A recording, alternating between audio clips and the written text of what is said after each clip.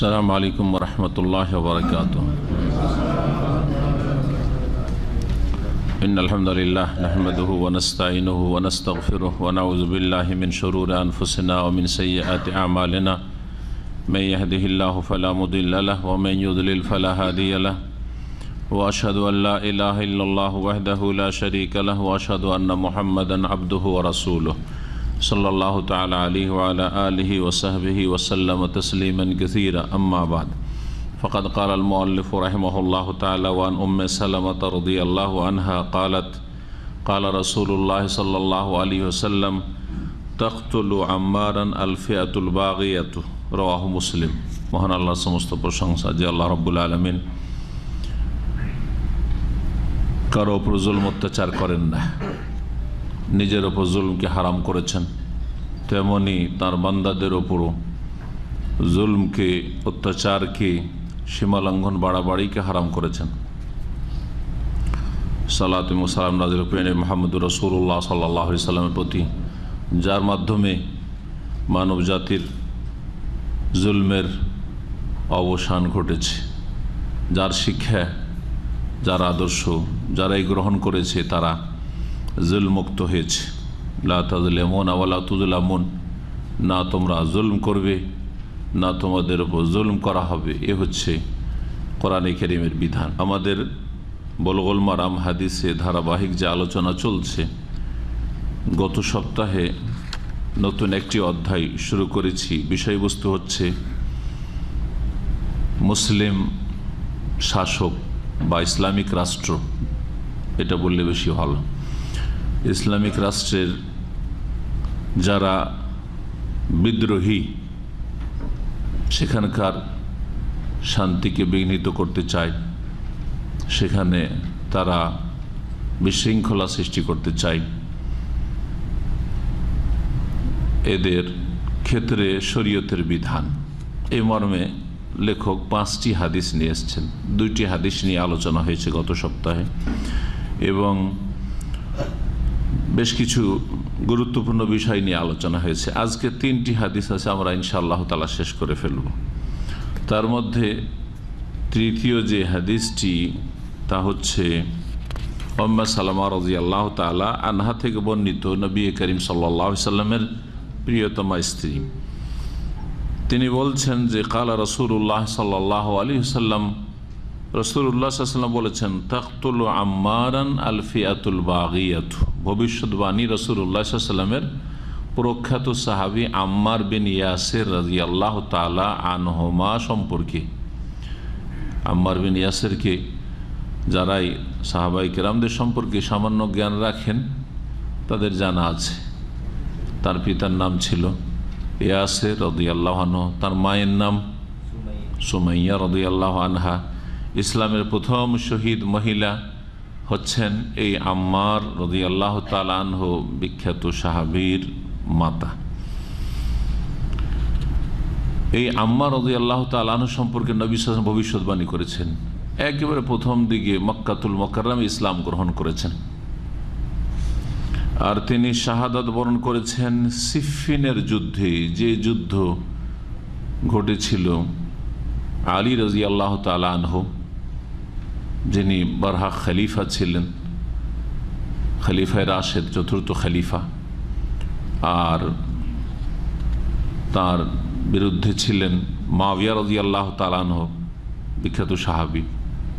ভুল বুঝাবুঝির কারণে, ইজতিহাদের ভুলের কারণে এবং ইহুদিদের, মুনাফিকদের ষড়যন্ত্রের কারণে এই সিফফিনের যুদ্ধ ঘটেছিল। যেহেতু সব কিস্সা বলা যাবে না, সেই জন্য আমি 1-2টি কথা বললাম যাতে বুঝতে পারেন। ইজতিহাদে একজন ভুল বুঝেছেন আর একজন ঠিক করেছেন, দুজন যদি হয়তো দুটোই ঠিক হইতে পারেন না, কিন্তু সেটি ছিল তাদের ইজতিহাদের ভুল, ইচ্ছাকৃত ভুল নয়। যেমন মাসলা মাসাইলের ক্ষেত্রে 4 ইমামের, আবু হানিফা, শাফি, মালিক, আহমদের, আমরা ইখতিলাফের ক্ষেত্রে 4 জনকে শ্রদ্ধা করি, কিন্তু 4টা কি হক বলবো না। 4টা উক্তির মধ্যে একটা হক আছে, ও হকটা আমাদেরকে সন্ধান করার ভালো আলেমদের মাধ্যমে চেষ্টা করতে হবে, এটা হচ্ছে হক কথা। আর তারা চারটি মত পোষণ করেছেন, চারটাই ঠিক, সুতরাং আমরা সব ভাগযোগ করে নিই, তুমি একটা নাও আমরা একটা নিলাম। এই যে কেউ এই মজাবে, কেউ ও মজাবে, কেউ মজাব, সবটাই ঠিক, এটা ভুল। এটা হচ্ছে ভুল। হক একাধিক হয় না, মানে সত্য দুটো হয় না। যখন দুটো হয় না তো তিনটে চারটা কি করে হবে? আল হাক্কু লা ইয়াতাআদ্দাদু, অযৌক্তিক কথা যে এটাও ঠিক ওইটাও ঠিক, সবটাই ঠিক, যেখানে দ্বীন ইসলাম একটি। তো মুআবিয়া রাদিয়াল্লাহু তাআলা আনহু এবং আলী রাদিয়াল্লাহু তাআলার মাঝে যখন বিরোধ ঘটল, তখন একজন হকপন্থী আর একজন ভুল করেছেন। ইচ্ছা করে ভুল করেছেন না ইজতিহাদ, তার ইজতিহাদের যোগ্য। কারণ তারা যেসব আইমায়ে মুজতাহিদিন রয়েছেন, আবু হানিফা, শাফি, মালিক, আহমদ বা অন্য আইমা কেরাম, ইবনে তাইমিয়া অথবা ইমাম বুখারী ইত্যাদি সব আইমা কেরাম, তাদের চাইতে সিনিয়র ইজতিহাদের যোগ্য মুআবিয়া রাদিয়াল্লাহু তাআলা আনহু। কারণ নবী করিম সাল্লাল্লাহু আলাইহি ওয়াসাল্লামের প্রখ্যাত সাহাবী, নবী করিম সাল্লাল্লাহু আলাইহি ওয়াসাল্লামের ওহির লিখক, কাতেবে ওহি, নবী করিম সাল্লাল্লাহু আলাইহি ওয়াসাল্লামের শেয়ালোক উম্মে হাবিবা রাদিয়াল্লাহু তাআলা আনহা, যে নবী সাল্লাল্লাহু আলাইহি ওয়াসাল্লাম বিবি তার ভাই, তো তিনি ইজতিহাদের অবশ্যই যোগ্য ছিলেন। সুতরাং দুইজনের একজনের ভুল হয়েছে, ভুলটি ছিল ইজতিহাদের ভুল। যে দুইজনেই যদি সহি আকিদার, আবু হানিফা, মালিক, শাফি, মালিক, আহমদ, চার ইমামই সহি আকিদার ইমাম, ঠিক না? কিন্তু চার ইমামে ফিকহি মাসলা মাসাইল ইখতিলাফ আছে না নেই? মতবিরোধ আছে। কেউ বলছে অমুকটাতে উযু নষ্ট হয়ে যাবে, কেউ বলছে না উযু নষ্ট হবে না। কেউ বলছে সূরা ফাতিহা না পড়ে নামাজ হবে না, কেউ বলছে সূরা ফাতিহা পড়া যাবে না ইমামের পিছনে। এই সামান্য ইখতিলাফ নাই, ছোটখাটো, যে রফায় দেন সুন্নাত করবো না, আমিন জোরে নাচতে, হাতটা কোনখানে, এগুলো হচ্ছে সুন্নাতের মাসাইল। সুন্নত না এগুলো, ফরজের বিষয়। একদল বলছে উযু হবে, আরেকদল বলছে উযু হবে না।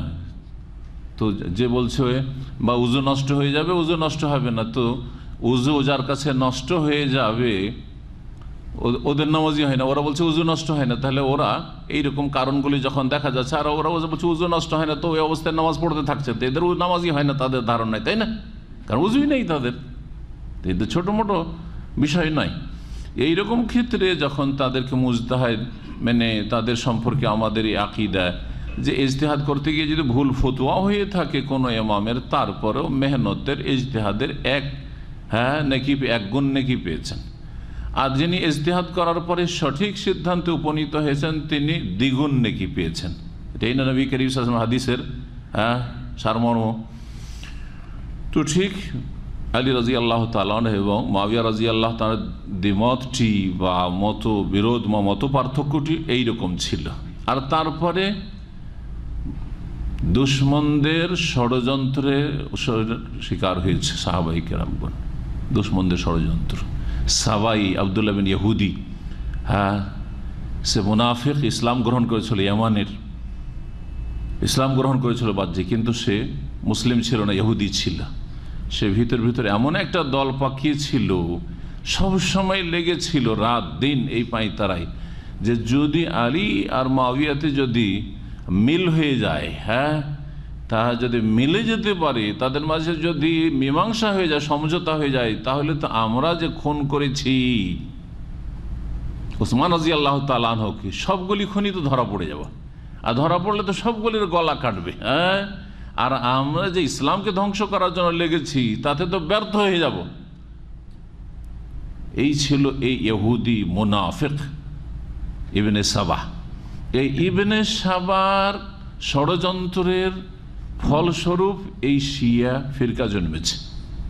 জি, যারা নবী পরিবার, আলে বাইত সম্পর্কে, আলী রাদিয়াল্লাহু তাআলা, হাসান, হোসেন, ফাতেমা সম্পর্কে অতিরঞ্জন, বাড়াবাড়ি, শিরকি, কুফরি ইতিকাদ মুসলিম সমাজের মধ্যে ছড়িয়ে দিয়ে মানুষকে আকীদার ক্ষেত্রে গুমরাহ করেছে। আর তখন থেকেই মুসলিম সমাজে দুটো বাতিল ফিরকা জন্মেছে। আহলে সুন্নাত ওয়াল জামাতের দুই দিকে দুটো বাতিল ফিরকা জন্মেছে, রাফেজি শিয়া আর আরেকটা হচ্ছে খারেজি, যারা মুসলিম শাসকের বিরুদ্ধে অস্ত্র নিয়ে বেরিয়েছে। ওসমান রাদিয়াল্লাহু তাআলা আনহুর বিরুদ্ধে অস্ত্র নিয়ে বেরিয়েছে। আর তাকে তার বার্ধক্যে কোরআন তেলাওয়াত অবস্থায় মসজিদ নবীর পাশেই তার বাড়িতে ঢুকে হত্যা করেছে নির্মমভাবে। এরা ছিল এই সাবাই ইহুদি ষড়যন্ত্র।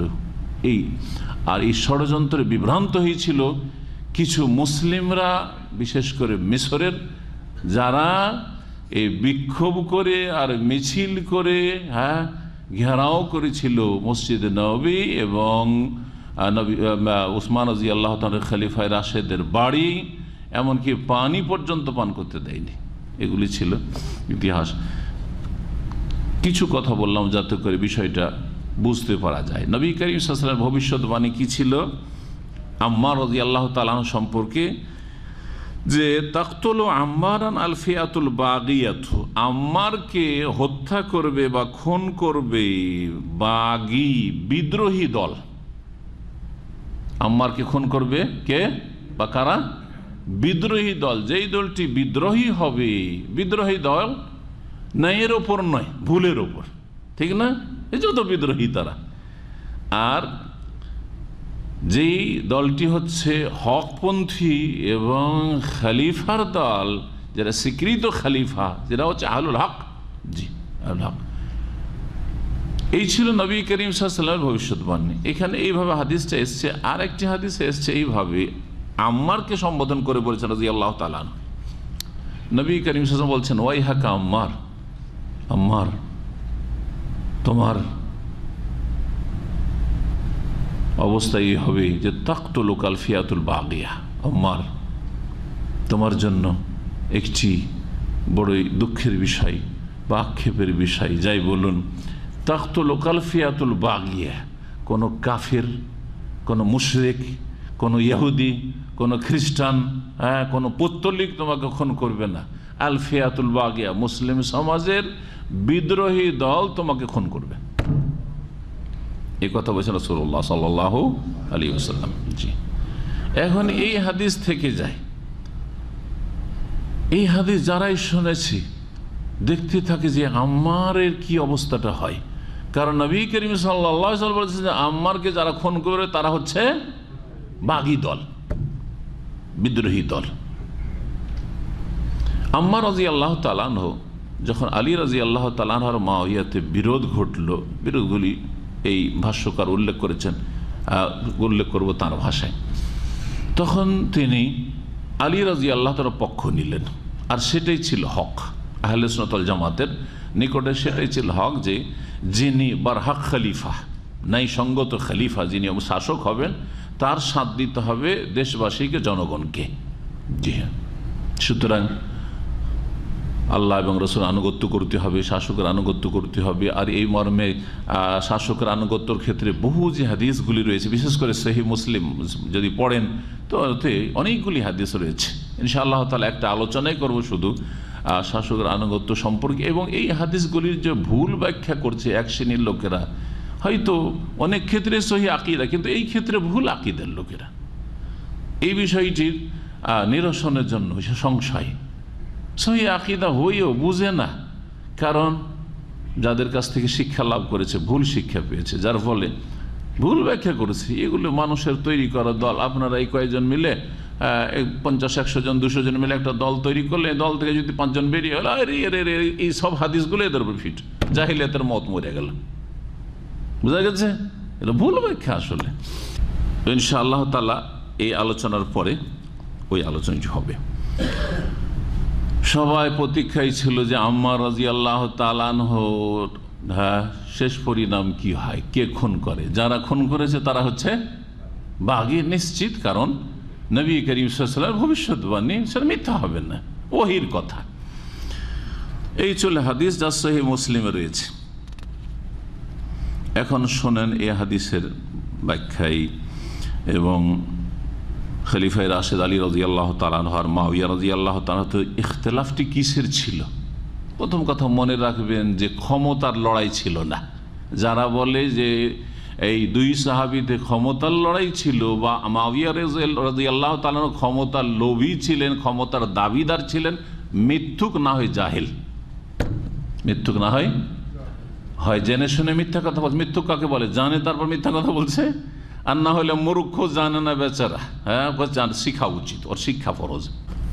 বলছেন লম্মা কাতার আল খাওয়ারিজ আস-সায়িরুন আল খলিফা আর রাশিদ উসমান ইবনে আফফান রাদিয়াল্লাহু তাআলা আনহু বায়া আহলুল হাল্লি ওয়াল আকদ বিল মদিনাতি ওয়া গায়রিহা আলী ইবনে আবি তালিব রাদিয়াল্লাহু আনহু ওয়া তাম্মাত লাহুল বাইআতু আলাল মুসলিমিন। উসমান রাদিয়াল্লাহু তাআলা তৃতীয় খলিফা, তার খেলাফত আমল 12 বছরের বেশি। 4 খলিফার মধ্যে সবচেয়ে বেশি সময় পেয়েছেন উসমান রাদিয়াল্লাহু তাআলা। নবী করিম সাল্লাল্লাহু আলাইহি সাল্লাম 2 মেয়ে পর দিয়েছেন, এক মেয়ে ইন্তেকাল করেছে, আর এক মেয়ে দিয়েছেন। কত ভালো মানুষ ছিলেন তাহলে তিনি, যেমন তেমন কথা না। আমি আপনি আমরা একবারে সাধারণ মানুষ, তারপরে জামাইয়ের মধ্যে যদি সামান্য কিছু ত্রুটি দেখি, এক মেয়ে দিয়েছি আর এক মেয়ে ওকে দেবো না, ওর চাইতে ভালো খুঁজবো, ঠিক কিনা? জি। ওসমান রাদিয়াল্লাহু তাআলা আনহু খলিফায়ে রাশিদ, তার বিরুদ্ধে খাওয়ারিজ বিদ্রোহীরা, ইবনে সাবা ইহুদি ভিতর এলাকা যায়, অঞ্চলে যায়, আর এদের প্ররোচিত করে এই খলিফা অবিচার করছে, স্বজনপ্রীতি করছে, এই করছে আর সেই করছে, এই বিচারটা ঠিক হলো না, এটা ঠিক হলো না। সবগুলি মিথ্যে, আর না হলে বুঝা মিথ্যে, আর নাহলে তিনি করেছেন অন্য নিয়তে, তার ব্যাখ্যা করা হচ্ছে ভুল ব্যাখ্যা, একটিও সত্য না এই মর্মে। আর যেসব বর্ণনাগুলি রয়েছে সব মিথ্যুক শিয়াদের রটনা, কোনো ভিত্তি নেই। উসমান রাদিয়াল্লাহু তাআলার বিরুদ্ধে যেসব অভিযোগের কথা, কোনো ভিত্তি নেই সবের। সংক্ষেপে কথা, উসমান রাদিয়াল্লাহু তাআলা আনহুর বিরুদ্ধে এমন পরিচিতি করলো, মদিনা ঘেরাও করলো হজের মৌসুমে, শেষ পর্যন্ত তিনি শহীদ হইলেন কোরআন তিলাওয়াতের অবস্থায়, রোজার অবস্থায়, পিপাসিত, পানি যেতে দিচ্ছে না তার বাড়িতে। ইন্না লিল্লাহি ওয়া ইন্না ইলাইহি রাজিউন। এখন খলিফা কি হবে অবস্থায়? তাকে রক্ষা করার জন্য, তাকে বাঁচানোর জন্য সাহাবায়ে কেরামগণ, এমনকি খোদা আলী রাদিয়াল্লাহু তাআলা আনহু ছেলেদেরকে, হাসান হোসেনকে পাঠিয়ে, যাও পাহারা দাও খলিফার। জি হ্যাঁ, তাহলে বোঝা গেল যে উসমান রাদিয়াল্লাহু তাআলার সাথে আলী রাদিয়াল্লাহু তাআলা কোনো রকমের দুশমনি তো দূরের কথা, সামান্য দূরত্ব ছিল না। জি। আর মৌসুমটা ছিল হজের, আর যারা আসতে চেয়েছে তার কাছে পাহারা দেওয়ার জন্য, প্রতিরক্ষার জন্য, সবাইকে বিদায় করে দিয়েছে যে যদি খুন করতে চাই তারা, তো একজনকে খুন করাটাই ভালো, আমার জন্য শত শত বা হাজার হাজার লোক খুন হোক, এটা আমি চাই না।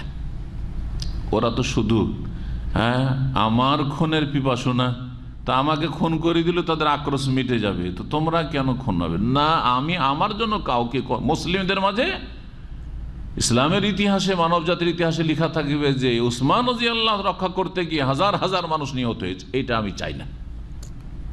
এই ছিল তাদের তাকওয়া, এই ছিল তাদের আল্লাহ বিরুদ্ধা। আমার জান কোরবানি হোক, কিন্তু কারো যেন ক্ষয়ক্ষতি না হয়। কেন তোমরা আসবে, যাও নিজ নিজ বাড়িতে। সবাইকে বিদায় করে দিলেন তিনি।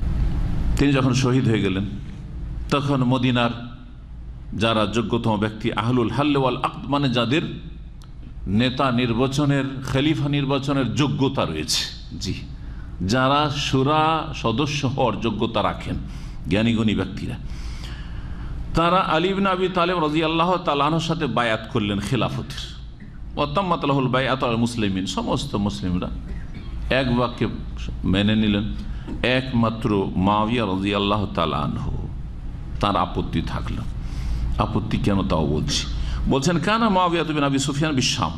মুআবিয়া বিন আবি সুফিয়ান রাদিয়াল্লাহু আনহুমা শাম দেশের আমির ছিলেন, আমির আনলে ওমর বিন খাত্তাব। ওমর রাদিয়াল্লাহু তাআলা জামানায় তাকে গভর্নর নিযুক্ত করা হয় দামেস্কে। তারপরে উসমান রাদিয়াল্লাহু তাআলা জামানা আসলো, তাতে বহাল রাখা হইল। আগে থেকে উসমান রাদিয়াল্লাহু তাআলার আত্মীয়, রক্তের দিক থেকে উসমান রাদিয়াল্লাহু তাআলার রক্তের দিকে কাছাকাছি আত্মীয়তা ছিল। উসমান রাদিয়াল্লাহু তাআলা তাকে আমির নিযুক্ত করেনি, কে করেছিলেন? তার আগেই ওমর রাদিয়াল্লাহু তাআলা করেছিলেন।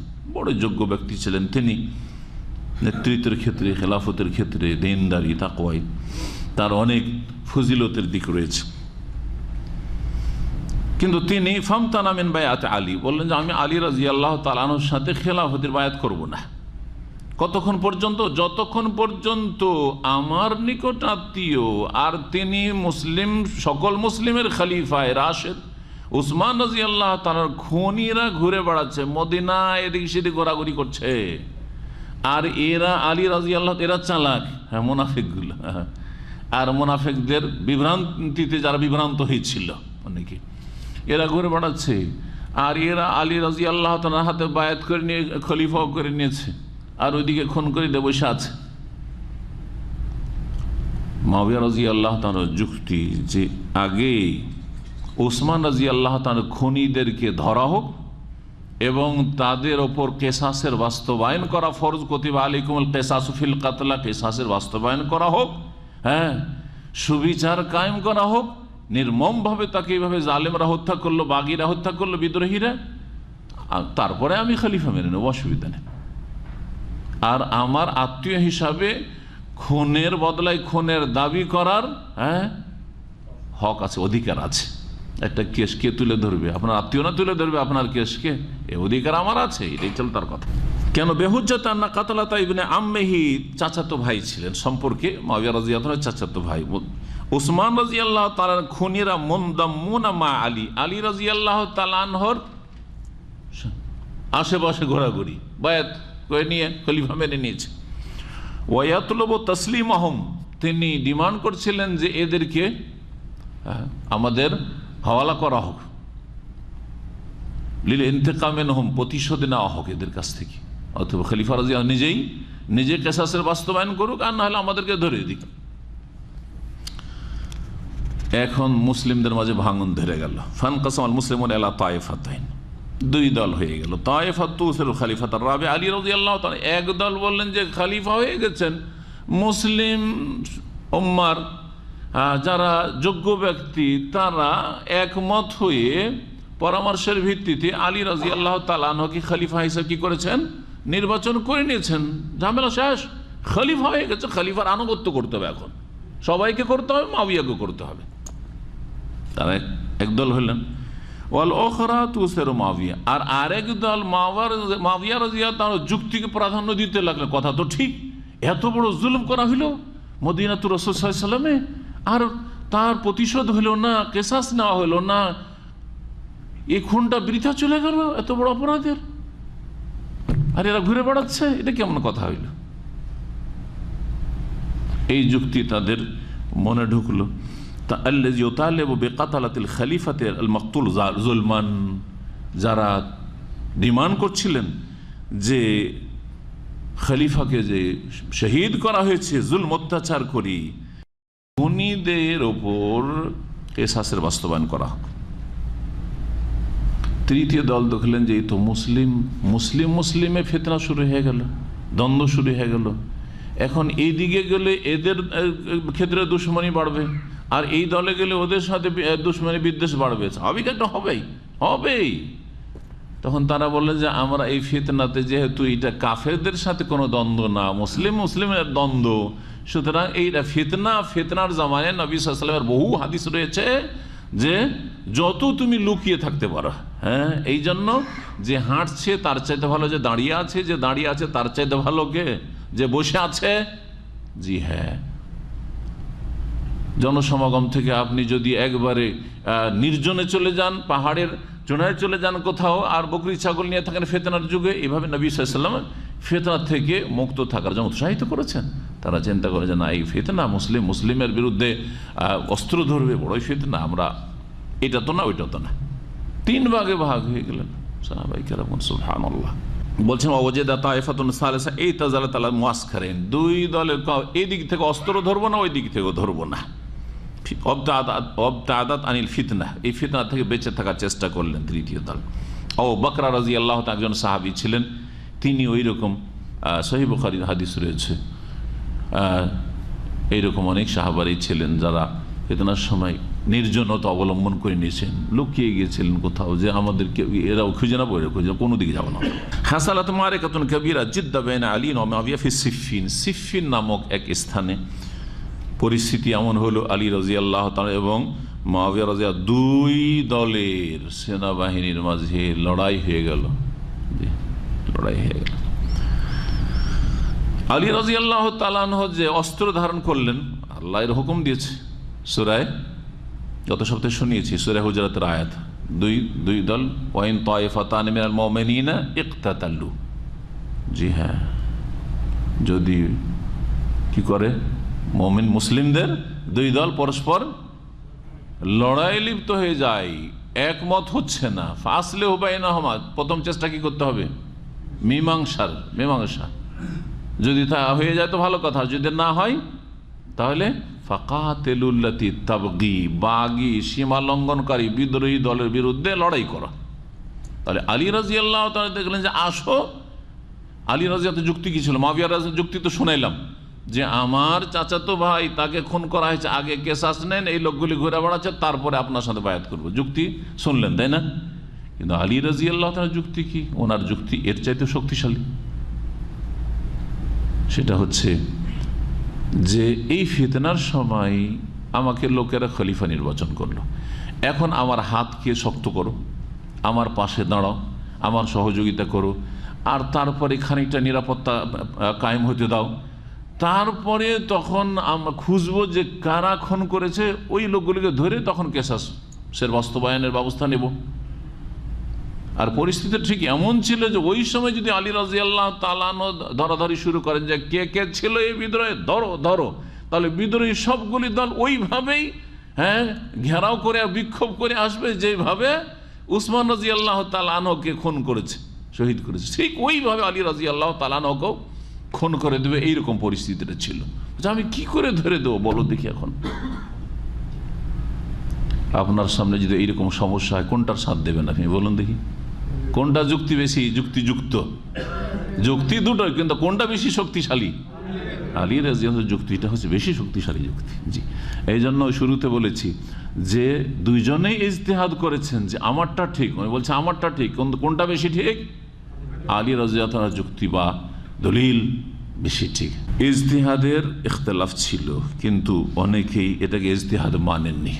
এটা আহলে সুন্নাত ওয়াল জামাতের বিরোধিতা। আহলে সুন্নাত ওয়াল জামাতের এটা পথ পন্থা নয় যে সাহাবায়ে কেরামদের সম্পর্কে বা মুআবিয়া রাদিয়াল্লাহু তাআলা সম্পর্কে বলে না ইজতিহাদের ভুল ছিল না ইত্যাদি, বা অন্য কোনো তার লোভ ছিল না, মোটেই না। কোনো প্রমাণ পাওয়া যায় না যে আলী রাদিয়াল্লাহু তাআলা আনহু বেঁচে থাকাকালীন তিনি একবার মুখে বা কোনো ক্ষেত্রে বলেছেন যে আমি নেতৃত্বের যোগ্য, কখনো বলেননি।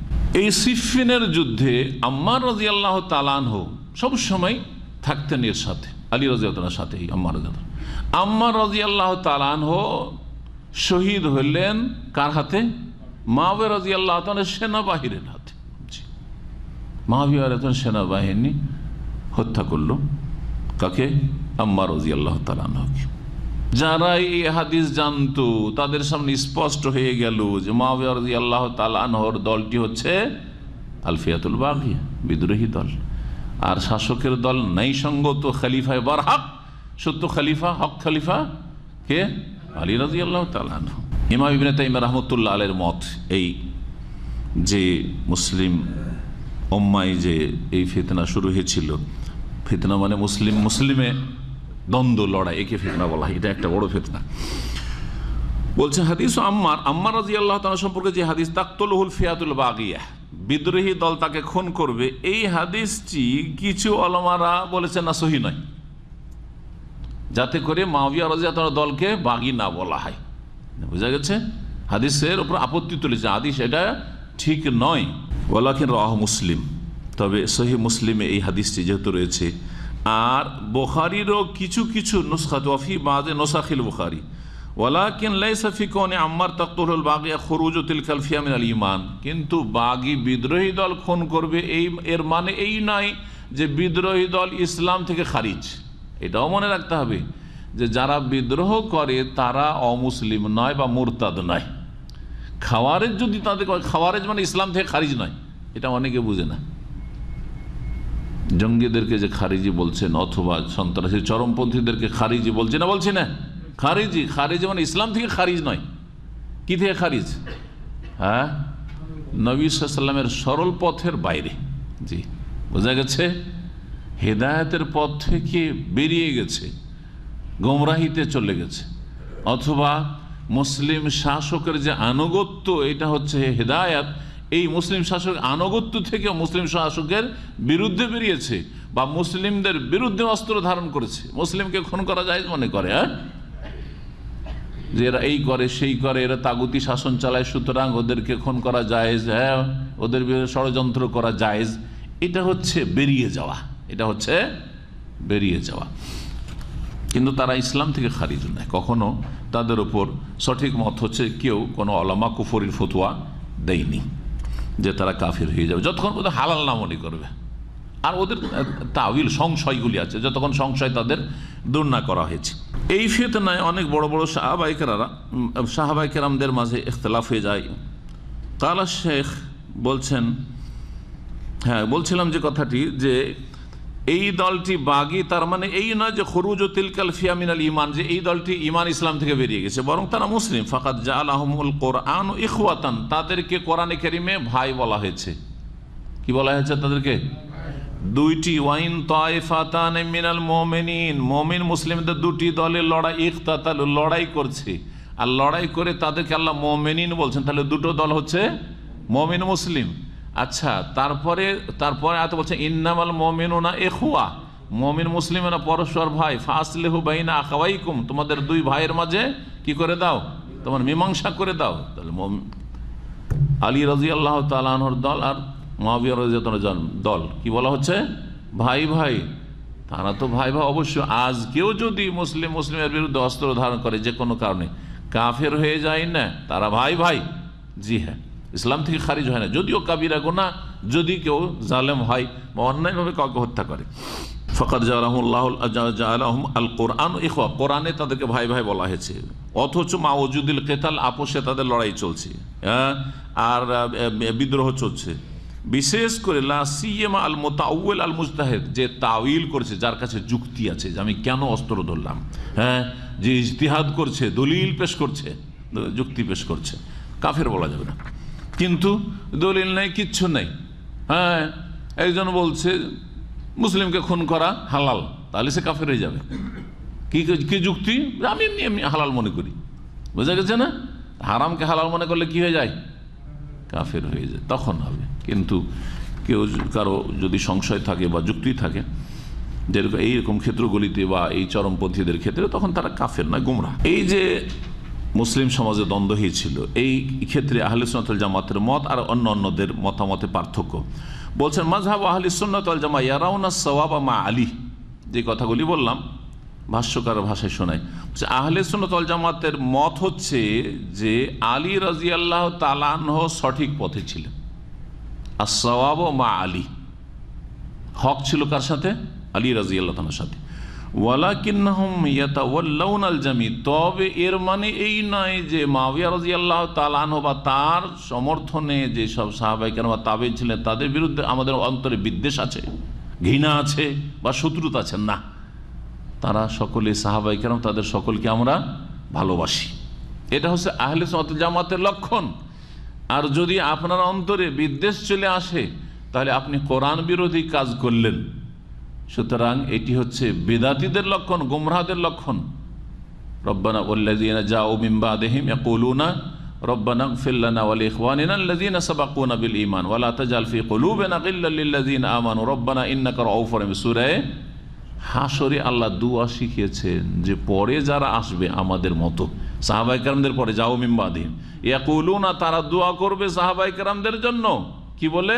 রব্বানা ইগফির লানা, আল্লাহ আমাদেরকে ক্ষমা করো, ওয়ালি ইখওয়ানিনা আল্লাযীনা সাবাকুনা বিল ঈমান, আমাদের ওই সকল ভাইদেরকে মাফ করো, আল্লাযীনা সাবাকুনা বিল ঈমান, যারা আমাদের পূর্বে ঈমানের অবস্থায় চলে গেছেন। হ্যাঁ, ওয়ালা তাজাল, শুধু তাই নয় যে ক্ষমা চাইবে তাদের জন্য, ওয়ালা তাজাল ফি কুলুবিনা গিল্লান লিল্লাযীনা আমানু, আর মুমিন মুসলিমদের বিরুদ্ধে আমাদের অন্তরে যেন কোনো রকমের কালিমা, বিদ্বেষ, শত্রুতা না থাকে।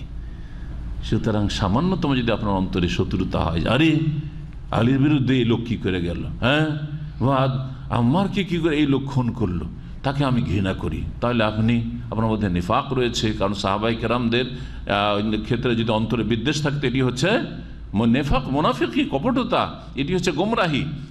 এই গুমরাহি দিয়ে শুরু হয়েছে শিয়া মযহাব, শিয়া ধর্মই শুরু হয়েছে গুমরাহি দিয়ে, ঘৃণা, আর তারপরে কুফরির ফতোয়া বাড়তে বাড়তে তারা সীমা ছাড়িয়ে গেছে।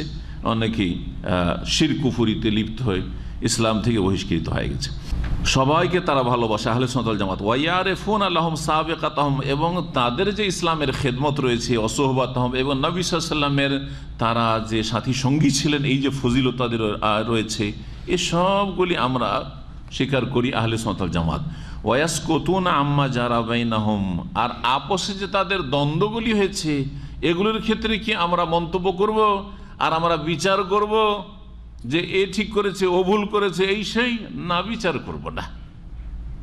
এখানে বিষয়টিকে স্পষ্ট করার জন্য বর্ণনা করা হচ্ছে। আর না হইলে এই বিষয়গুলিকে খটিয়ে খটিয়ে উঠিয়ে তুলে ধরা সবার সামনে, এগুলো নাই। ইউতুওয়া ওয়ালা ইউরওয়া, সালাফগণ বলেছেন এই ঘটনাগুলিকে আপনি রেখে দেন, গুটিয়ে রেখে দেন। এগুলো অত মাখামাখি করার প্রয়োজন নয়, এগুলো এত বর্ণনা করার প্রয়োজন নয়। শুধু আপনি সঠিক বিষয়টা বোঝার মতো এতটুকু নিজে বুঝছেন, আর অন্যদেরকে বোঝানোর প্রয়োজন বুঝিয়ে দেন, বাস। কিন্তু না না না না, এর মধ্যে এই ত্রুটি করেছে, এই করেছে, সে এই করেছে, এই করেছে, এগুলি জায়েজ নয়। এগুলি আহলে সুন্নাত ওয়াল জামাত করে না। কারণ এতে হবে কি, এগুলো নিয়ে আলোচনা করলে আর মন্তব্য করলে আপনার অন্তরে, আপনার অচেতন অবস্থায় বিদ্বেষ চলে আসতে পারে, শত্রুতা চলে আসতে পারে। জি, মাওলানা মওদুদির খেলাফত ও মুলুকিয়াত, সাহাবায়ে কেরামদের সম্পর্কে যে আপত্তিকর কথা, মুআবিয়া রাদিয়াল্লাহু তাআলা আনহু, উসমান রাদিয়াল্লাহু তাআলা সম্পর্কে যে সব আপত্তিকর কথা আছে, ওই কিতাব কেউ যদি পড়ে, আর আমিও পড়েছি এককালে এইসব কিতাব যথেষ্ট পড়েছি, পড়ে যখন বেরিয়ে আসবেন বইটা পড়ে, তখন ভিতরটা একেবারে অটোমেটিক্যালি আপনার বিদ্বেষে ভর্তি হয়ে যাবে, ঘৃণাতে ভর্তি হয়ে যাবে, আপনি মুনাফিক হয়ে যাবেন ওইসব কিতাব পড়লে। যার ফলে এই কিতাব থেকে ভারত, বাংলাদেশ, পাকিস্তানে সালাফি ওলামায়ে কেরামরা মওদুদির যুগ থেকেই সতর্ক করেছেন, সাবধান, এই খেলাফত এবং মুলুকিয়াত গোমরাহ করা কিতাব।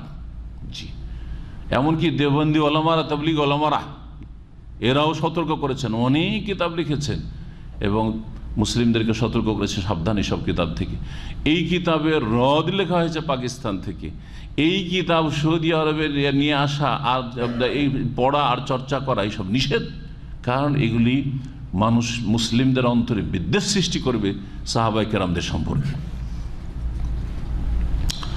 আর তারপরে এইসব কথা জানেন, এগুলো একেবারে ভিত্তিহীন কথা, হয় শিয়াদের বর্ণনা থেকে নিয়েছে, আর তারপরে নিজে বিচার করতে বসছে। এই বিচার করার অধিকারটা কে দিল যে আপনি জাস্টিস হয়ে বসবেন তাদের?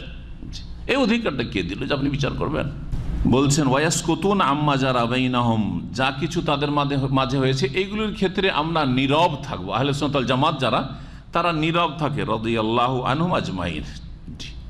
তাদের যে ভুলগুলি হয়েছে, প্রথম বললাম ইজতিহাদি ভুল, আর যেই ভুলগুলি হয়েছে ভুলের মোকাবেলায় যদি নেকিগুলি রাখেন, তাহলে পাহাড়ের মতো নেকি, আর তার পাশে যদি কিছু ভুল ত্রুটি থাকে, তো ইন্নাল হাসানাত ইউযহিবুনা সাইয়্যাত, বহু নেকি মানুষের গুনাহকে কি করে, নিশ্চিহ্ন করে দেয়। কোরআনে কারীমের কথা।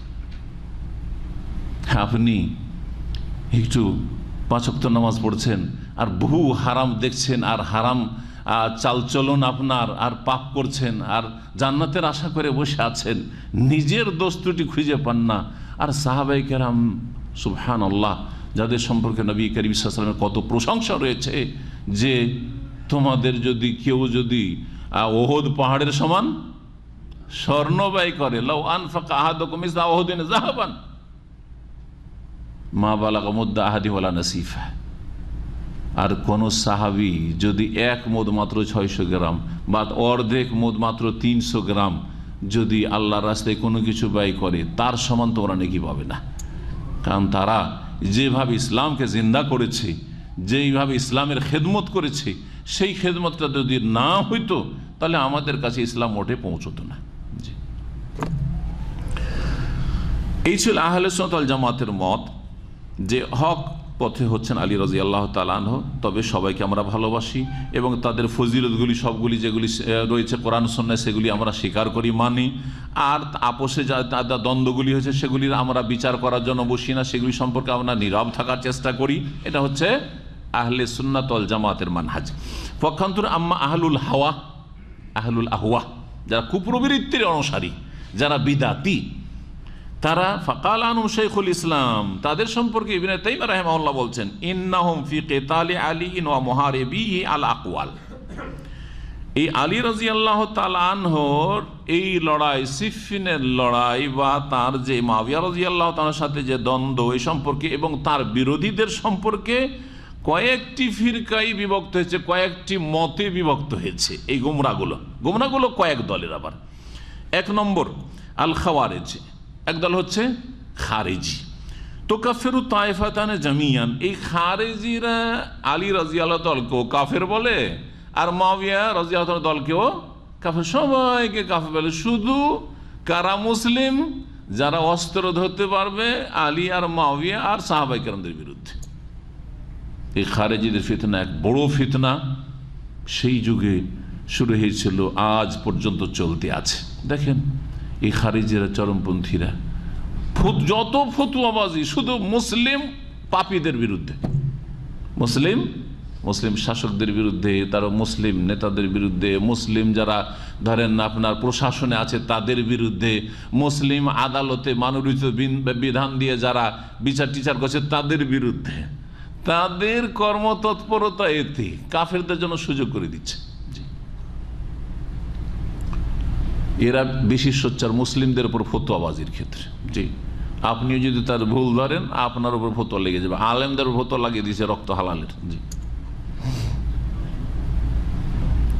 এদের ফতোয়া মুসলিম দেশগুলির মধ্যে সবচাইতে শক্ত ফতোয়া খারেজিদের হচ্ছে সৌদি আরবের বিরুদ্ধে। বুঝতে পারছেন না? এখন দেখতে পাচ্ছেন না? আপনার থাকছেন সৌদি আরব, তাই না? যত এই যে চরমপন্থী সন্ত্রাসীগুলো আছে, এদের শক্ত ফতোয়া আর শক্ত ভূমিকা সৌদি আরব বিরোধী, সৌদি আরব বিরোধী। জি, এরা হচ্ছে খারেজি। দুই দলকে কাফের বলতো। দ্বিতীয় গুমরাহ দল হচ্ছে আর রাফেজা, এই শিয়া রাফেজিরা। তো কাফের মান কাতাল আলিয়ান, আলী রাদিয়াল্লাহু তাআলার বিরুদ্ধে যারা অস্ত্র ধরেছিল, মানে মুআবিয়া রাদিয়াল্লাহু তাআলার দল, তাদেরকে কাফের বলে। নাসিবি কাফের, একবারে জঘন্য কাফের। ইহুদি নাসারা ওদের অত বড় দুশ্মন না, যত বড় দুশ্মন রাফেজি শিয়াদের আহলে সুন্নাত ওয়াল জামাত, এদেরকে বলে যে এরা মুআবিয়ার দল। জি, বলেন আমাদের দেশে বিদাতিরা বলে না, সহিহ আকীদার কথা বলে ইয়াজিদের দল বলে।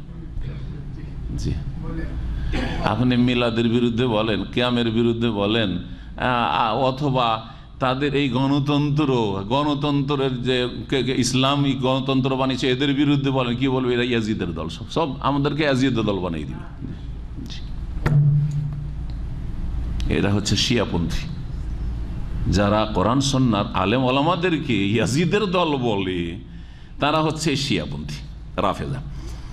আলী বিরোধীদেরকে কাফের বলে তারা। 3 নম্বর বলছেন আম্মা আহলুস সুন্নাহ ফামুত্তাফিকুন আলা আদালাতিল কওম, আহলে সুন্নাত ওয়াল জামাত সমস্ত সাহাবায়ে কেরাম, আলীর দলের হোক আর মুআবিয়ার দলের হোক আর নিরপেক্ষর হোক, সবাইকে ন্যায়পরায়ণ মনে করে। তারা সত্যবাদী, ভালো মানুষ তারা। সুম্মা লাহুম ফি তাসফিফি ওয়া তাখতিয়াতি মাযাহিব লি আসহাবিনা, কিন্তু আবার তারপরে ঠিক পথে কে ছিল এই নিয়ে আহলে সুন্নাত ওয়াল জামাতের মধ্যে দ্বিমত হয়েছে।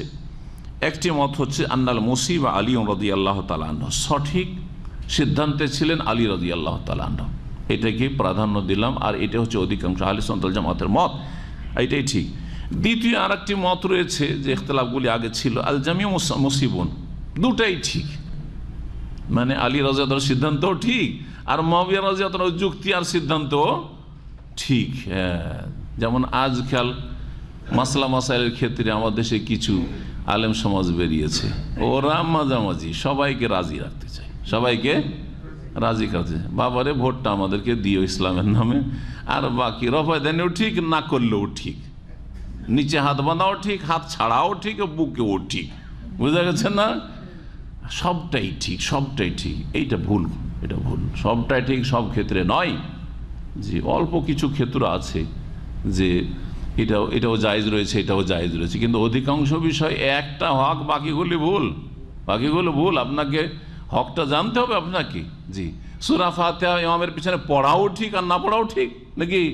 হ্যাঁ, জি, সুন্নাত তো ঠিক, বেদাত তো ঠিক। বিনা নিয়তে নামাজ পড়ার, বিনা নিয়তে মানে নিয়ত না পড়েও নামাজ ঠিক, আর নামাজ তো পড়াও ঠিক বলবেন নাকি? নামাজের পরে সম্মিলিত মোনাজাতও ঠিক, আর না করলেও ঠিক।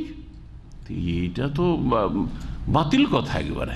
তো এইরকমই সবাই ঠিক, এটি একটি মত। তৃতীয় দল আল মুসিব ওয়াহিদুল্লাহ, দুই দলের এক দল ঠিক পথে, কিন্তু আমরা বলতে পারবো না, এরকমই কেউ কেউ বলেছেন। চতুর্থ আরেকটি দল বলছে যে যা সাহাবায়ে কেরামদের মাঝে যা ঘটেছে এই সম্পর্কে আমরা কিছুই বলবো না, কে ঠিক বলবোই না, এই ক্ষেত্রে মৌকি খুলবো না। জি, মাল ইলম আন্না আলিয়ান ওয়াসহাবু আওলা তায়েফাতাইন বিল হক। তারপরে তারা বলছেন যে জেনে রাখতে হবে যে আলী রাদিয়াল্লাহু তাআলা এবং তার সাথী সঙ্গীরা দুইটি দলের মধ্যে হকের কাছাকাছি ছিলেন, তারা হকের কাছাকাছি ছিলেন। জি, নবী করিম সাল্লাল্লাহু আলাইহি ওয়াসাল্লামের ভবিষ্যৎবাণীগুলি এটা প্রমাণ করে। জি, তারপরের হাদিস দেখি আমরা। ওয়ান ইবনে উমর রাদিয়াল্লাহু আনহুমা قال قال رسول الله صلى الله عليه وسلم هل تدري يا ابن ام عبد كيف حكم الله في من بغى من هذه الامه قال الله ورسوله اعلم قال لا يجهز على جريحها ولا يقتل وسيرها ولا يطلب هاربها ولا يقسم فيئها رواه البزار والحاكم وصححه فوهم لأن في اسناده كوثر بن حكيم وهو متروك وصححه عن علي من طرق নাহওয়াহু মাওকুফান আখরাজাহু ইবনে আবি শাইবা ওয়াল হাকিম। আব্দুল্লাহ বিন উমর রাদিয়াল্লাহু তাআলা আনহু থেকে বর্ণিত, বলছেন যে রাসূলুল্লাহ সাল্লাল্লাহু আলাইহি ওয়াসাল্লাম বলেন, হাল তাদরি ইবনা উম্মে আবদ, হে উম্মে আবদের ছেলে। উম্মে আবদ আব্দুল্লাহ বিন মাসউদ রাদিয়াল্লাহু তাআলা মাকে বলা হয়তো উম্মে আবদ।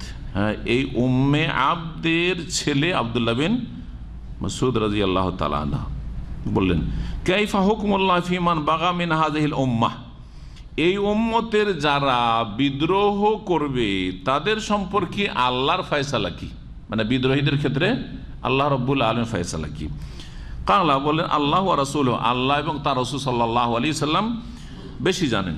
কালা, তিনি বলেন লা ইউজহাজু আলা জারিহিহা, বিদ্রোহী ব্যক্তিকে, যুদ্ধ হয়েছে, মুসলিম শাসক বিদ্রোহের বিরুদ্ধে যুদ্ধ করছে, মানে অস্ত্র ধরেছে, আর তারপরে আহত হইল, বিদ্রোহকারী বা বিদ্রোহী কি হলো, আহত হইল। জারি, আহত যদি হয় তো আহত ব্যক্তিকে হত্যা করা যাবে না।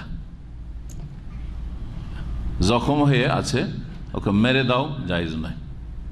কিন্তু কাফেরদের সাথে যদি জিহাদ ফি সাবিলিল্লাহ হয় তাহলে সেই ক্ষেত্রে ভিন্ন অবস্থা রয়েছে, তার অনিষ্টের আশঙ্কা যদি থাকে তাহলে সেখানে মারতে হবে। কিন্তু যেহেতু মুসলিম বাগী, আহত ব্যক্তিকে হত্যা করা যাবে না।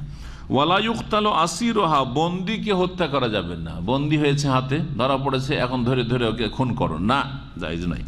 ওয়ালা ইউতলাবু হারিবুহা, পালাচ্ছে, যুদ্ধে মুখোমুখি হয়েছিল, মুসলিম শাসকের বিরুদ্ধে যুদ্ধে মুখোমুখি হয়েছিল মুসলিম সেনাবাহিনীর সাথে, আর তারপরে তারা পালাতে শুরু করলো। যখন পালাতে শুরু করলো তখন তাদের বিরুদ্ধে ধাওয়া করা যাবে না যে এদেরকে ধরো, যাক পালিয়ে গেছে পালিয়ে গেছে। ওয়ালা ইউকসামু ফাইউহা, ধন সম্পদ ছেড়ে চলে গেছে, যুদ্ধের ময়দানে এসে ধন সম্পদ ছেড়ে চলে। কাফেরদের ছেড়ে যাওয়া ধন সম্পদ যদি হয় তাহলে গনিমত অথবা ফাই, যুদ্ধের পরে যদি পাওয়া যায় সেটা হচ্ছে গনিমত। তো গনিমতের মালধন কার জন্য? হ্যাঁ, মুজাহিদিনদের জন্য। হ্যাঁ, মুজাহিদিনদের জন্য আল্লাহ ভাগ করেছেন, কোরআনে কারীমে রয়েছে। ফাইয়ের ধন সম্পদ, যুদ্ধ হইল না তার আগে ছেড়ে ছেড়ে পালিয়ে গেছে ধন সম্পদ, ফাইয়ের ধন সম্পদ। তো যারা বাগী বিদ্রোহীদের ধন সম্পদ ভাগ বন্টন করা যাবে না, যে পেয়ে গেছি গনিমত পেয়ে গেছি, না, গনিমত না। কারণ তারা তোমাদের মুসলিম ভাই, কিন্তু তারা গোমরাহ, তারা বিদ্রোহী, তারা মুসলিম শাসকের বিরুদ্ধে যেহেতু অস্ত্র ধরে বেরিয়েছে, অপরাধী, কিন্তু তাদের ধন সম্পদ আত্মসাৎ করা যাবে না, তোমাদের জন্য হালাল না, এটা গনিমত নয় বা ফাই নয়। হাদিস মুসনাদে বাজ্জার রয়েছে আর মুস্তাদরাক হাকিমে রয়েছে, ইমাম হাকিম সহিহ বলেছেন। কিন্তু ইবনে হাজার রহমতুল্লাহ আলাই 852 হিজরিতে ইমাম ইবনে হাজার রহমতুল্লাহ আলাইয়ের ইন্তেকাল। তিনি বলছেন যে ইমাম হাকিমের ভ্রম হয়েছে, ওয়াহিমা মানে ভ্রম হয়েছে। তিনি যে বলেছেন হাদিসটা সহি না, হাদিসটা সহি নয়। তাহলে হাদিসের সহি জয়ীফ সম্পর্কে আজকাল এক শ্রেণীর লোকেরা আছে, বিদাতি আলেম ওলামা, যারা সহি জয়ীফ বুঝে না, তারা বলে যে এই আলবানির পরে এরা সব হাদিসকে জয়ীফ করে দিল, সব হাদিসকে কি করে দিল? জয়ীফ করে দিল। আলবানী রাহিমাহুল্লাহ এই যুগের, দেখেন তো 852 থেকে হাফেজ ইবনে হাজার রহমতুল্লাহ আলাই, ইমাম হাকিম রহমতুল্লাহ আলাই চতুর্থ শতাব্দীর ইমাম হাকিম রহমতুল্লাহ আলাইয়ের এই হাদিসকে সহি বলাটা তার ভুল হয়েছে, বলছেন যে তিনি ভুল করেছেন। তাহলে হাদিস সহি জয়ীফ মুহাদ্দিসিন কেরামরা শুরু থেকেই এগুলো চর্চা করতেন। হ্যাঁ, যাদের কোনো জ্ঞান নেই হাদিস সম্পর্কে, সহি জয়ীফের হাদিস শরীফ আছে, হাদিস শরীফ আছে, জ্ঞান নেই সেই জন্য বলে থাকে যে এটা নতুন কথা, সব হাদিস জয়ীফ করে দিচ্ছে এরা। কেন হাদিসটা জয়ীফ সহি নয়? লিআন্না ফি ইসনাদি কাউসার ইবনে হাকিম, এর সনদে কাউসার বিন হাকিম নামক এক ব্যক্তি রয়েছে, যেই ব্যক্তি মতরুক, পরিত্যক্ত, সুতরাং হাদিসটি অত্যন্ত দুর্বল। হাদিসটি অত্যন্ত রাসূলুল্লাহ সাল্লাল্লাহু আলাইহি ওয়াসাল্লামের উক্তি হিসাবে হাদিসটি অত্যন্ত দুর্বল।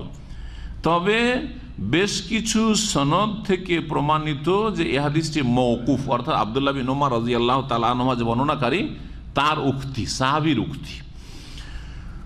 বলছেন যে ওয়াসাহাহু আন আলী ইন মিন তুরুকিন নাহওয়াহু মওকুফান, আলী রাদিয়াল্লাহু তাআলা আনহু থেকে, আলী রাদিয়াল্লাহু তাআলা থেকে বর্ণিত রয়েছে বেশ কিছু সনদে মওকুফ, আলী রাদিয়াল্লাহু তাআলার বক্তব্য এগুলি, আব্দুল্লাহ বিন উমরের নয়, এগুলি হচ্ছে আলী রাদিয়াল্লাহু তাআলার বক্তব্য। এখানে বর্ণনাকারী ইবনে উমর, রাসূলুল্লাহ সাল্লাল্লাহু আলাইহি ওয়াসাল্লাম বলেছেন কথাটি ঠিক নয়, মানে হাদিস সহি নয়, কিন্তু আলী রাদিয়াল্লাহু তাআলা এই কথাগুলি বলছেন। দেখেন বিদ্রোহটা হয়েছিল কোন যুগে?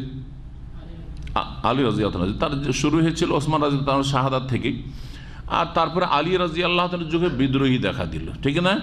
তো আলী রাদিয়াল্লাহু তাআলা আনহুর এই বক্তব্যগুলি এটা ব্রেনেও ধরছে যে তিনি তার সাথী সঙ্গীদেরকে, তার অনুসারীদেরকে বলেছেন যে দেখো, তারা কেউ যদি আহত হয়ে যায় তো হত্যা করিও না, যদি বন্দি ধরতে পারো, তোমাদের হাতে ধরা খেয়ে যায় তো খুন করিও না, আর তারা যদি রণক্ষেত্র ছেড়ে পালিয়ে যায় তো তাদের পিছনে ধাওয়া করে ধৈর্য নিয়ে আসিও না, গেছে, এবং তাদের ধন সম্পদ একটা কেউ খাবে না, তোমাদের জন্য হালাল না, ঠিক না?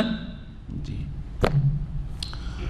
তো বলছেন যে এই হাদিসটি মওকুফ আলী রাদিয়াল্লাহু তাআলা আনহু থেকে সহি সনদে বর্ণিত, যা মুসান্নাফ ইবনে আবি শাইবাতে রয়েছে এবং মুস্তাদরাক হাকিমে রয়েছে। এর আগে এই জন্যই বললাম যে যারা মুসলিম শাসক বা ইসলামিক রাষ্ট্রের বিরুদ্ধে বেরোবে অস্ত্র নিয়ে, তারা কাফের নয়। কাফের হলে না তাদের ধন সম্পদ হালাল হবে, তারা কাফের, এটাই বোঝা যাচ্ছে তারা কাফের নাই, যেন তাদের ধন সম্পদ হালাল নয়। জি, তো বলছে লাইসু কুফারান, এরা কাফের নয়, ইন্নামাহুম বুগাতুন, এদেরকে বাগী বলবো, এদেরকে বাগী বা বিদ্রোহী বলবো। ইয়াজিবু আলাল ইমামে মুরাসালাতুহুম, কি করতে হবে? গত আলোচনাতে বলেছিলাম মুসলিম শাসক তাদের সাথে পত্র আলাপ করবে, চিঠিপত্র লিখবে, দাওয়াত দিবে। ওয়া ইজালাতু মা ইয়াদাউনা মিন মাজলামা, কোনো জুলম, অত্যাচার, অবিচার হচ্ছে, যদি এরকম কিছু অভিযোগ থাকে আর সত্যি সেগুলো থাকে, তাহলে সেগুলি দূর করার চেষ্টা করবে, কারণ সংশোধন করতে হবে। সংশোধন করতে বলছে, সংশোধন করেন মুসলিম শাসক। ওয়া কাশফে মা লুব্বিসা আলাইহি মিন আমরিন, আর কোনো ক্ষেত্রে যদি তাদের ভুল বুঝাবুঝি থাকে তাহলে তাদের ভুল বুঝাবুঝিকে দূর করতে হবে, সংশয় নিরসন করতে হবে। ফাইন আসার আমার, তারপরে যদি বলে যে না আমরা অস্ত্র ধরেছি, ছাড়বো না, পতন ঘটিয়েই ছাড়বো, আর তারা যদি এইরকম বিরোধিতা করে, কাতালাহুমুল ইমাম, তাহলে মুসলিম শাসক, ইমামুল মুসলিমিন বা খলিফা, তাদের বিরুদ্ধে অস্ত্র ধারণ করবে। ওয়াজাবা আলা রাইয়াতিহি মুআওয়ানাতু আলা কিতালিহিম, এবং দেশবাসী জনগণকে মুসলিম খলিফার সাথে সহযোগিতা করা ফরজ হয়ে যাবে। হাত্তা ইয়াফি, যতক্ষণ পর্যন্ত তারা ভুল স্বীকার করে তওবা করে ফিরে না আসবে, ওয়ারজু ইলা তাআতি, আর মুসলিম শাসকের আনুগত্য না করবে, ওয়াল উজুমিল জামাতি, আর একটি দল, এই ইসলামিক রাষ্ট্রের দল একটি দল থাকবে, একাধিক দল থাকবে না। ইসলামের একটি মূলনীতি হচ্ছে যে ইসলামিক রাষ্ট্রে কয়টি দল থাকবে?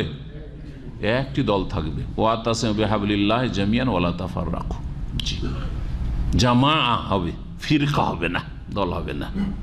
পক্ষান্তরে গণতন্ত্রের মূল নীতি হচ্ছে যে একটি দল যদি ক্ষমতায় থাকে তো কমপক্ষেও ল্যাংড়া হোক, খোড়া হোক, কানা হোক, আর অন্ধ হোক, যাই কিছু হোক না কেন, একটা কি থাকতে হবে? বিরোধী দল একটা থাকতে হবে, অপোজিশন পার্টি থাকতে হবে। বোঝা গেছে কিনা? তারপরে বুঝে আসে না ইসলামিক গণতন্ত্র কোথায় বলে? বহু দিক থেকে। জন্য আমি বেশ কিছু আলোচনায় ইঙ্গিত করেছি যে বহু দিক, একটা দুটো দিক থেকে ইসলাম বিরোধী নয় গণতন্ত্র, বহু দিক থেকে ইসলাম বিরোধী গণতন্ত্র।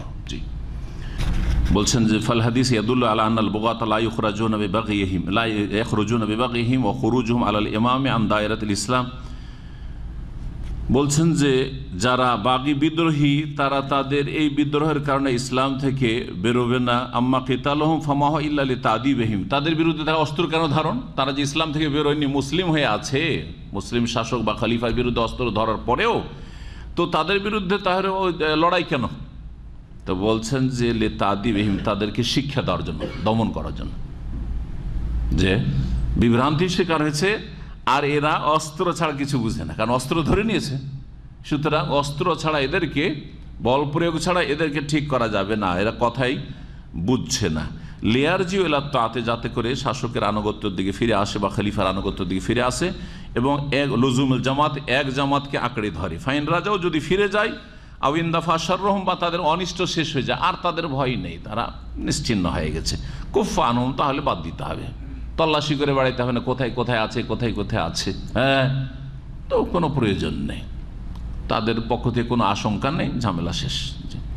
তারপরের হাদিস, আর এটি হচ্ছে শেষ হাদিস। ওয়ান আরফাজাত ইবনে শুরাইহিন قال سمعت رسول الله صلى الله عليه وسلم يقول من اتاكم وامركم جميع يريد ان يفرق جماعتكم فاقتلوه اخرجه مسلم।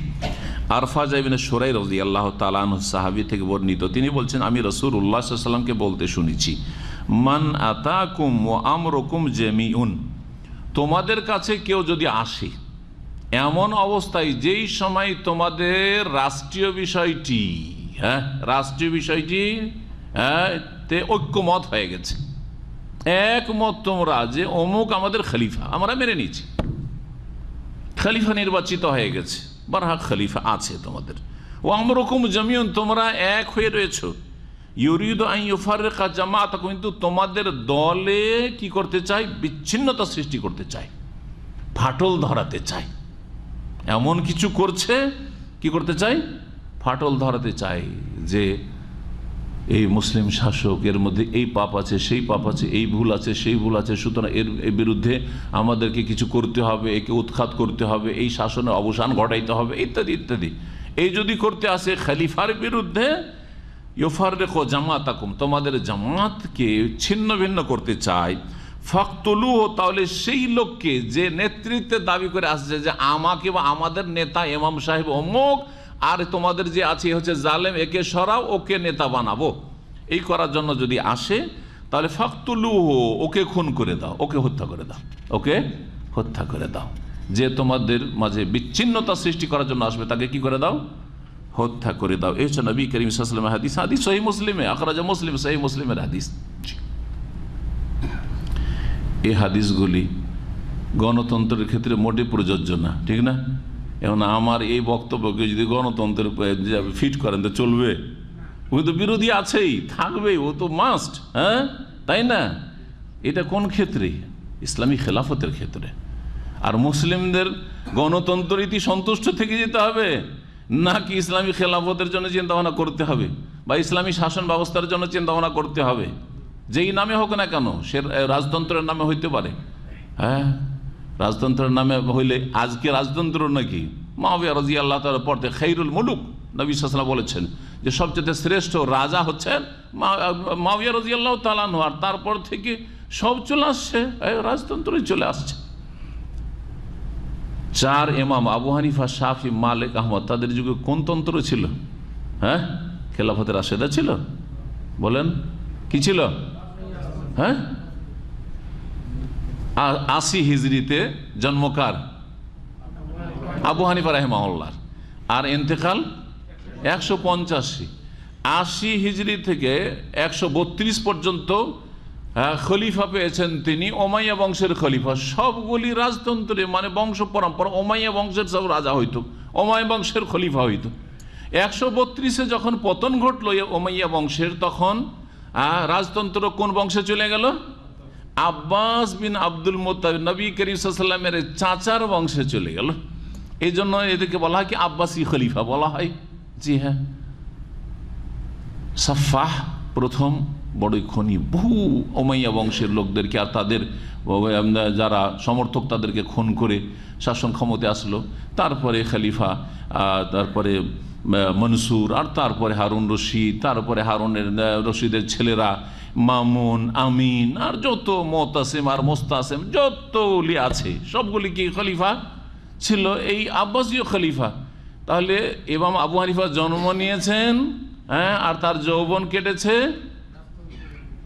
যৌবন কেন ওইদিকে 20-80 থেকে নিয়ে, আর এদিকে হচ্ছে 32, তাহলে কত 52 বছর বয়স পর্যন্ত তিনি রাজতন্ত্র দেখেছেন। কোন বংশের? উমাইয়া বংশের। আর তারপরে রাজতন্ত্র আসল কোন বংশের? হ্যাঁ, আব্বাসী বংশের। তিনি আন্দোলন করেছেন যে গণতন্ত্র চাই আমরা, না আর কিছু চাই। অস্ত্র ধরেছেন, মানুষকে প্ররোচিত করেছেন যে অস্ত্র নিয়ে বেরাও এই রাজতন্ত্রের বিরুদ্ধে। তো এই যে রাজতন্ত্রের বিরোধী মনোভাব যেটি, সেটা হচ্ছে বিদাতি মনোভাব। এটা আবু হানিফার চিন্তা চেতনাও ছিল না। শাফি, মালিক, আহমদ তাদের কথা চিন্তা করেন। এবং শাফি রহমতুল্লাহ জন্ম কখন?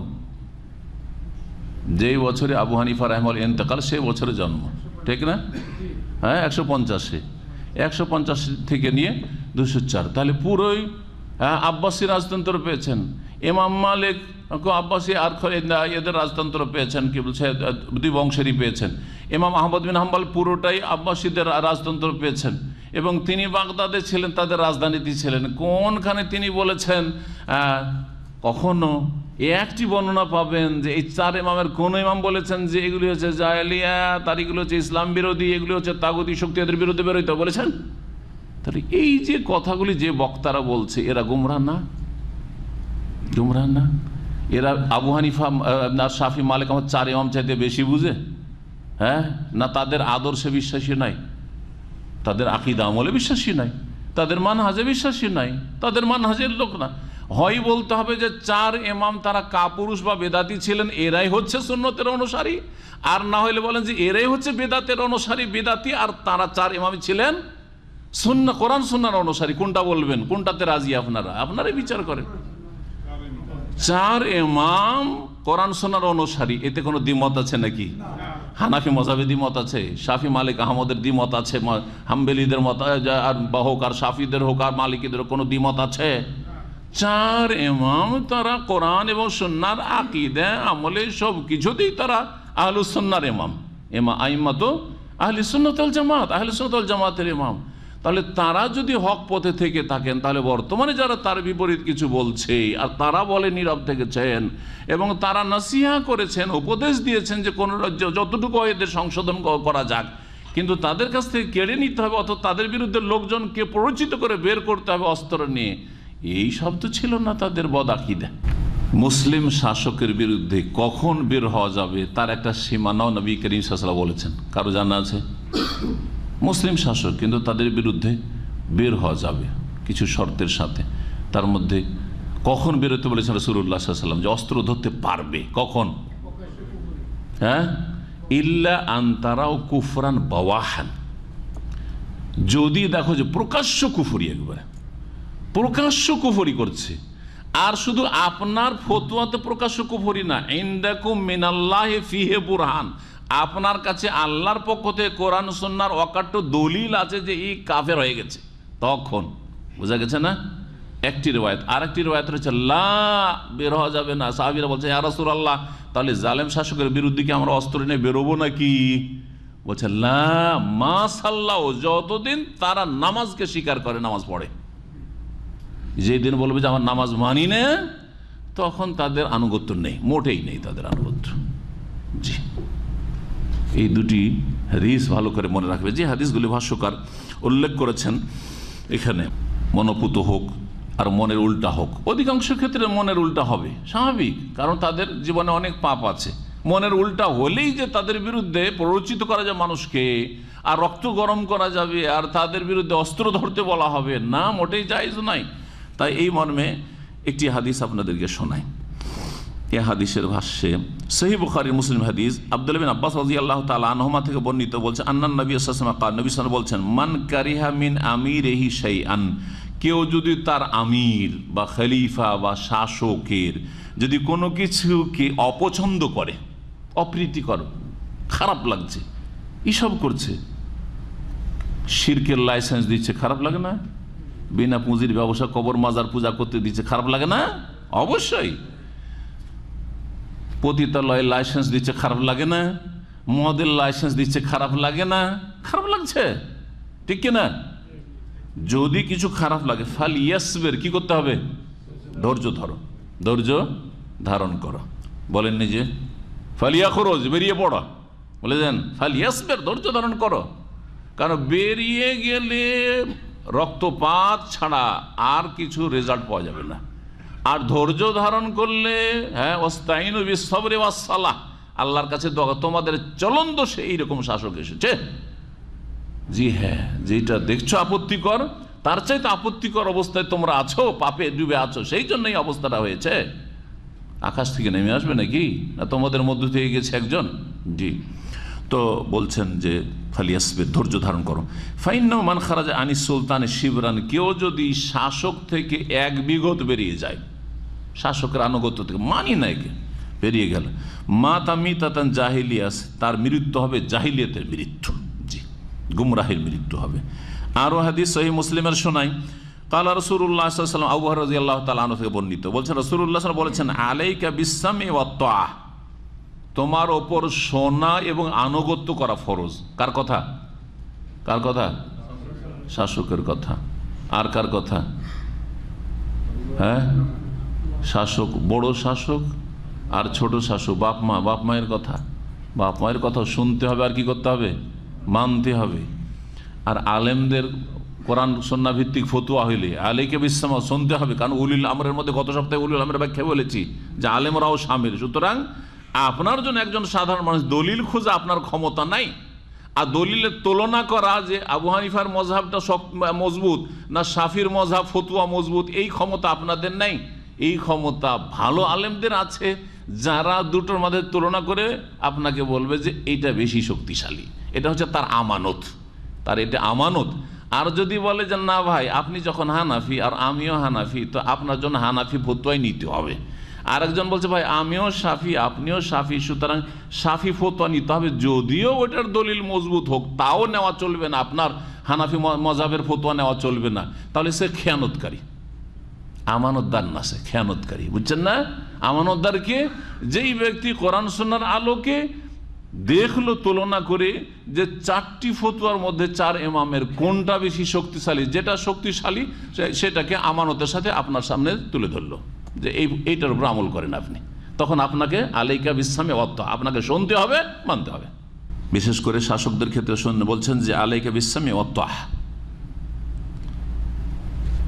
তোমার উপর শোনা এবং আনুগত্য করা ফরজ। ফি উসরিকা ওয়া ইউসরিকা, তোমার কঠিন অবস্থাতেও আর তোমার সচ্ছলতার অবস্থাতে, মানে শাসক সরকার তোমার জন্য কঠিন করে দিচ্ছে তাও মানতে হবে, আর তোমার জন্য বেশ সুবিধা ফ্যাসিলিটি দিচ্ছে তোমাকে তাও মানতে হবে।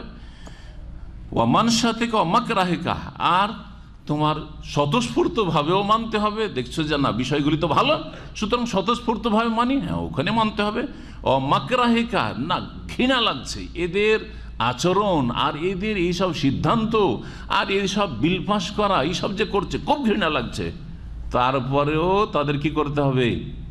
জায়েজ কাজগুলিতে, হারামটা তো আনুগত্য করবেন না, ওখান থেকে সরে পড়বেন, কেটে পড়বেন, কিন্তু বাকিগুলো যেগুলো বৈধ নিয়ম নীতিমালা আছে সেগুলির ক্ষেত্রে আনুগত্য করে শুনতে হবে আর মানতে হবে ফরজ। ও আসারাতিন আলাইকে, আপনার ওপর যদি কাউকে প্রাধান্য দেওয়া হয়, তবু আপনার ছেলে ফার্স্ট ক্লাস ফার্স্ট চাকরি দেওয়া হইল না, সরকারের কর্মকর্তা বা প্রশাসন যারা দায়িত্বে আছে অ্যাডমিনিস্ট্রেশনে, ঘুষ খেয়ে বা যেইভাবে হোক না কেন বা সোর্সের মাধ্যমে একটা অযোগ্যকে চাকরি দিল বা সুযোগ সুবিধা দিল, তারপরেও আনুগত্য করতে হবে না, এদের বিরুদ্ধে বিদ্রোহ করতে হবে, কারণ আমরা ন্যায্য অধিকার এদের কাছ থেকে পাচ্ছি না। ন্যায্য অধিকার পান আর না পান, তারপরে বিরোধ স্বার্থ হচ্ছে যে গৃহযুদ্ধ না বাঁধে, বৃহৎ স্বার্থ হচ্ছে যে মুসলিমের ক্ষেত্রে অস্ত্র বের করে নিয়ে মুসলিমকে খুন না করে।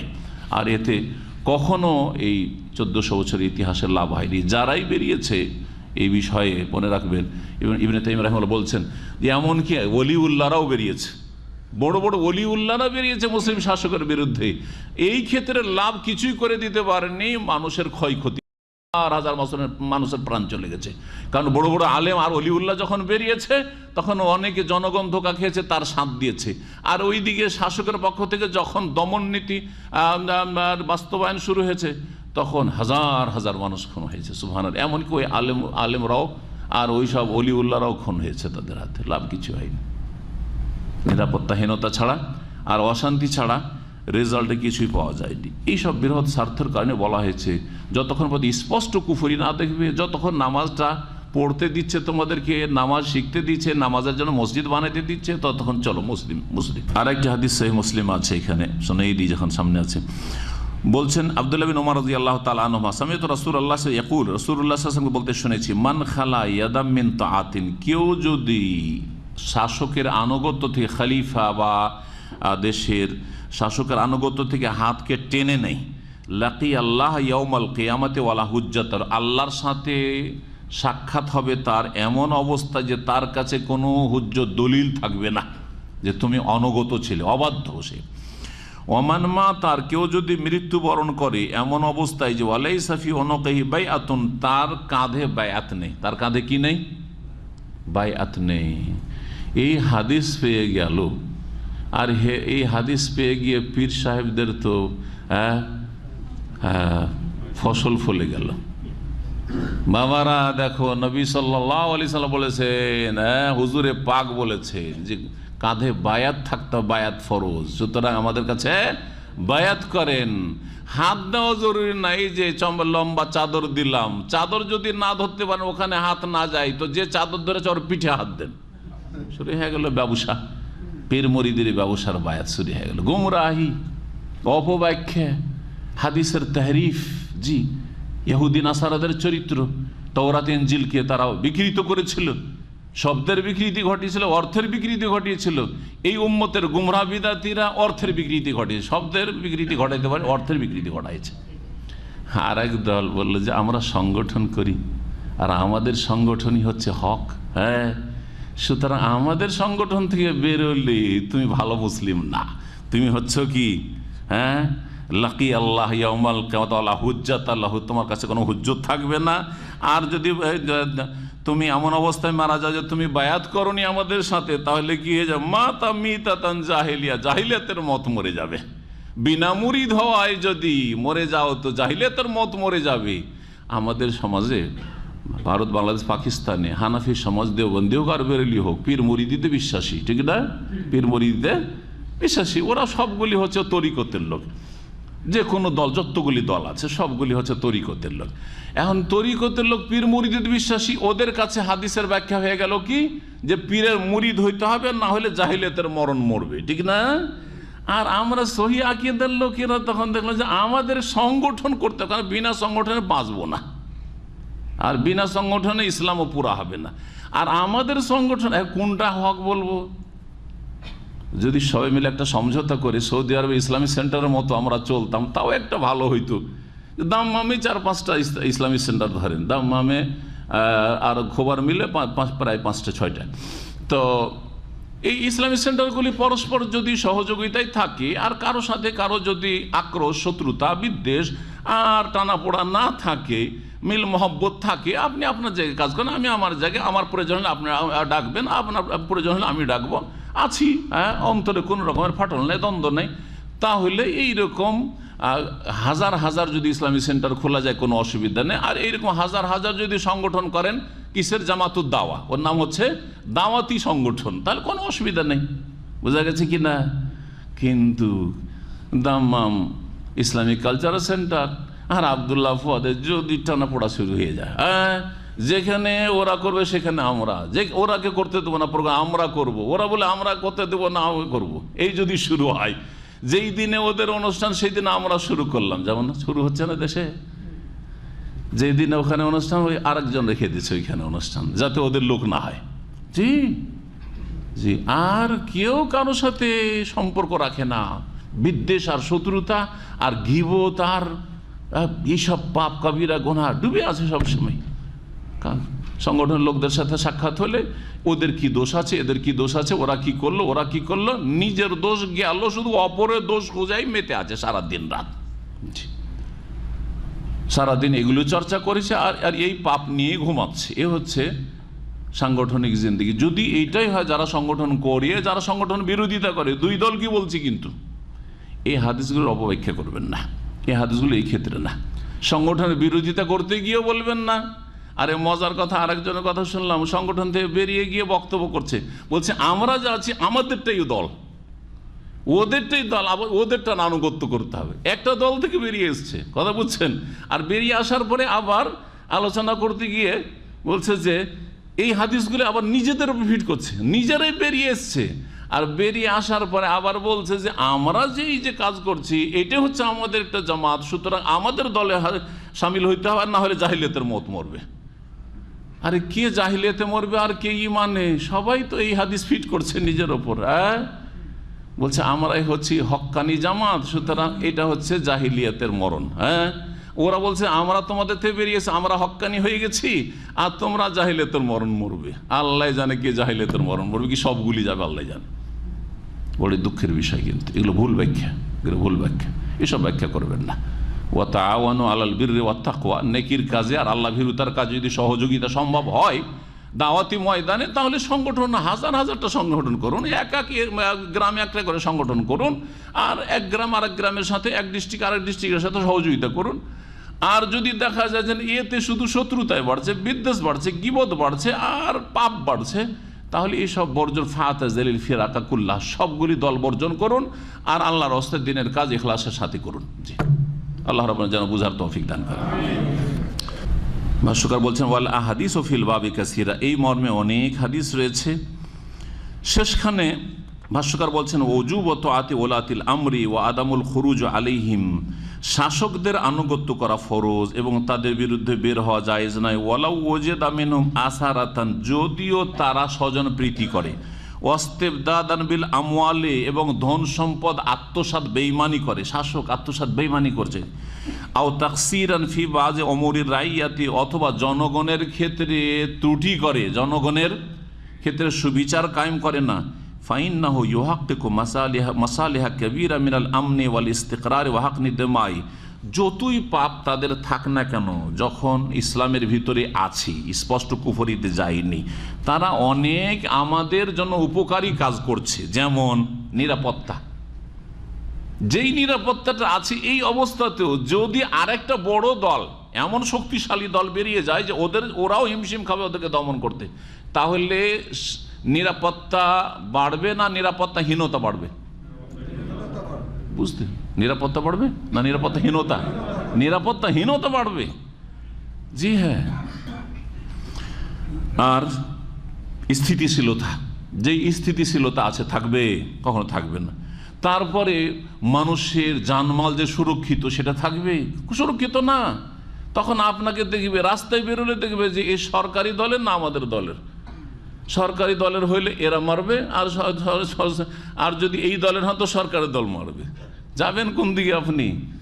কোন দিকে যাবেন আপনি? যেদিকে যাবেন মার খাবেন, যেদিকে যাবেন জান নিয়ে টানাটানি, ইজ্জত নিয়ে টানাটানি। সুবহানাল্লাহিল আযীম, ফিতনা ছাড়া কিছু না।